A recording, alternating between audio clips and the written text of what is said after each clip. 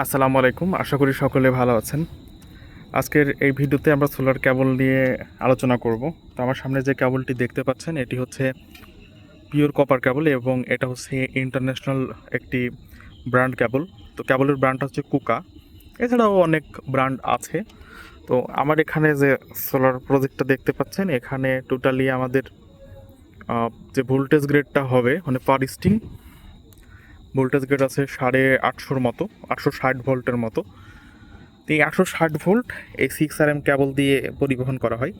মূলত একটি বিষয় হচ্ছে ভোল্টেজের উপরে ডিপেন্ড করে হচ্ছে কেবলের ইনসুলেশন, মানে এর কভার যেটাকে আপনারা বলেন ইনসুলেশন, এবং অ্যাম্পিয়ারের উপর ডিপেন্ড করে হচ্ছে এর ভিতরে যে কন্ডাক্টর বা পরিবাহী, যেটাকে আপনারা তামা অথবা অ্যালুমিনিয়াম অথবা অন্য কোনো কিছু বলে থাকেন, রূপা হতে পারে, তবে স্ট্যান্ডার্ড কন্ডাক্টর হচ্ছে তামা।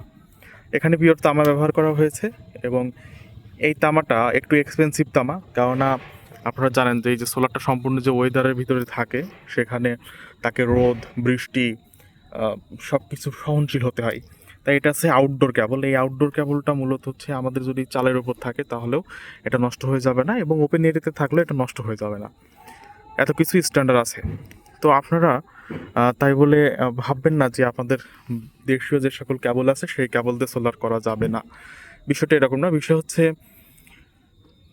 কপার কেবল বা তামার কেবল হচ্ছে সবচেয়ে বেশি স্ট্যান্ডার্ড, কিন্তু যখন আপনি এটা আউটডোরে ব্যবহার করবেন তখন এটার লাইফ টাইম, দ্যাট মিন্স কতদিন সেটা সঠিকভাবে কাজ করবে সেটার একটা বিষয় থেকে যায়, যে কারণে আউটডোরের জন্য একটি স্ট্যান্ডার্ড কেবল ডিজাইন করা হয়। তো আপনারা যারা ছোটো পরিসরে সোলার করতে চান তারা ভাই বেশি টাকা নষ্ট করার দরকার নেই। আপনারা যদি মনে করেন যে আউটডোর ইউজ করবেন তাহলে আমি বলবো বিআরবির যে সকল কেবল আছে, আর কেবল, তারপরে যে এসকিউ, বিবিএস, হ্যাঁ, বিজলি, আমাদের একটা ব্র্যান্ডফুল যারা বিভিন্ন স্ট্যান্ডার্ড সার্টিফাইড গ্রহণ করে সেই ধরনের কেবল আপনারা নেন এবং সেখানে পাইপিং করে যান যেন ইনসুলেশন গ্রেডিংটা ভালো থাকে।